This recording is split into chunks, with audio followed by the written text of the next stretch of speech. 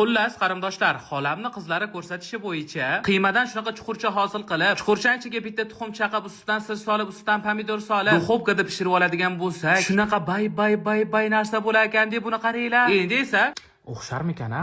Deb turib qarindoshingiz ham aynan mana shu retseptni boshlab yubordim. Buning uchun bizga kerak bo'ladi bitta qiyma va chetlari yog'langan stakan. Birinchi bo'lib qiymani dumdumaloq qilib yoyib olar ekanmiz va o'rtasiga stakanni qo'yib, qiymani stakanni chetlariga yopishtirib shunaqa chuqurcha hosil qilib oldim. Birinchi chuqurcham o'xshabdimi? Bu esa ikkinchisi qarindoshlar. Ko'rinishdan bu chuqurchalarga arzimagan vaqt ketganga o'xshaydi-yu, mendan shunaqa ko'p vaqt oldi. Ikkala chuqurchamiz ichiga ham bir donadan tuxum chaqdim va chuqurchaning ichiga soladigan barcha narsalarni qarindoshingizga tayyor holatda keltirib berishdi. Tuxumning ustidan birinchi tuz, uning ustidan sir, sirning ustidan pomidor, pomidor ustidan piyoz, uning ustidan esa yana sir. Mana shu ketma-ketlikni yana bir marta takrorlagandan so'ng yana parri qilib to'g'ralgan sir qo'yib 180 gradusda yarim soat duxovkada pishirib oldim qarindoshlar. Bay, buni qaranglar, tayyor. Juda ham sochli narsa bo'lar ekan, suvini oqishini qaranglar buni. Buni hidi o'zgacha qarindoshlar. Mana o'rtasidan bo'lib ko'rsatyapman, juda ham chiroyli. Va nihoyat siz kutgan daqiqalar degustatsiyani boshlavordim qarindoshlar. Rosa ajoyib mazali bo'lar ekan. Mazasidan qiyma shashligi mazasi kelyapti, to'g'risini aytaman. Obязательно uyda sinab ko'rishingiz kerak bo'lgan retsept bu. Va bu retseptni qo'lidan hech qanday ovqat qilish kelmaydigan dugonangizga jo'natib qo'ying.